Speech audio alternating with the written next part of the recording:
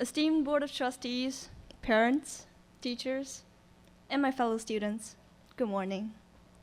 I can't tell you how honored I feel right now to stand here in front of all of you giving a speech. Although I am here, I might not be the best person to be here.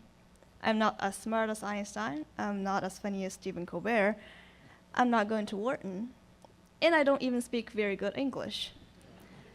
But I found my way here, so I examined myself and figured out one important reason that sends me here. I recommend all of you to take out a piece of paper and write down my next sentence. Well, we don't have a piece of paper. And really, Mr. Hughes, you never told them to bring a notebook to graduation? So I can stand up here only because I have a higher GPA. This isn't easy.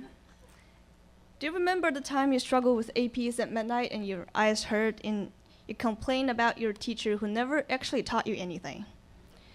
Do you remember that immediately after you handed in your quiz, you realized that you got one question right the first time, but you changed it, so it's wrong? Do you remember you had the presentation the next day, but you only finished the first slide after PowerPoint?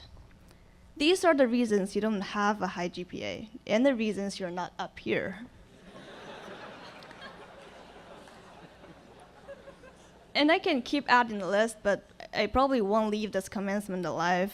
And we're here today to forget all the difficult moments, not to remember them. So I was always wondering why the graduation is called commencement.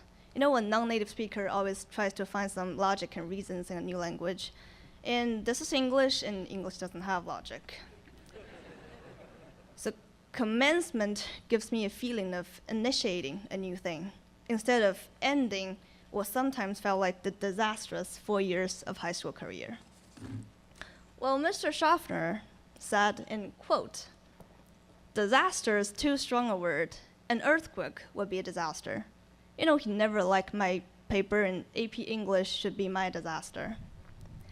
But still, when you bomb your English paper, which counted as a half of your marking period grade, when your boyfriend went out with another girl who you never thought was better than you, when your favorite baseball team lost the final game, and when your college application was due in 2 days and you haven't written a word of your essay, you cursed, you were sad, you thought your life was a disaster. Or am I wrong?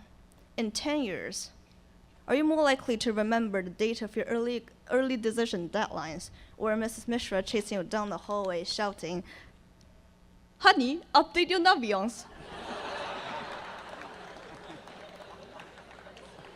Will you remember the exact grade you got on your first English pop quiz?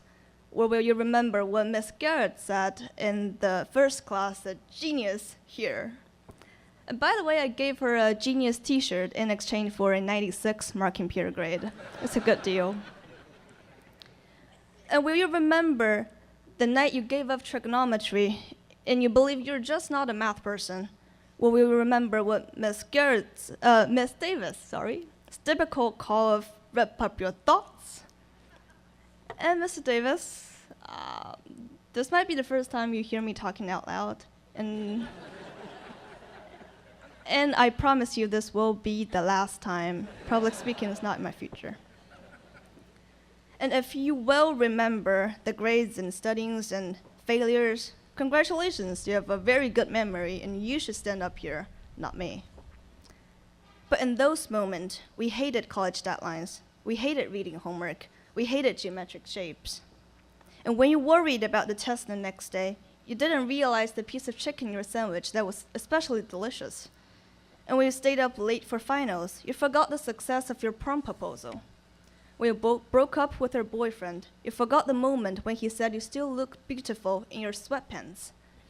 And when you couldn't have enough sleep, you forgot the feeling when you woke up on another morning and realized that you could still sleep for 5 more minutes.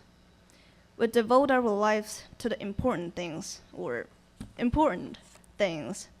that in 10 years will no longer be important, that we will never remember in the future.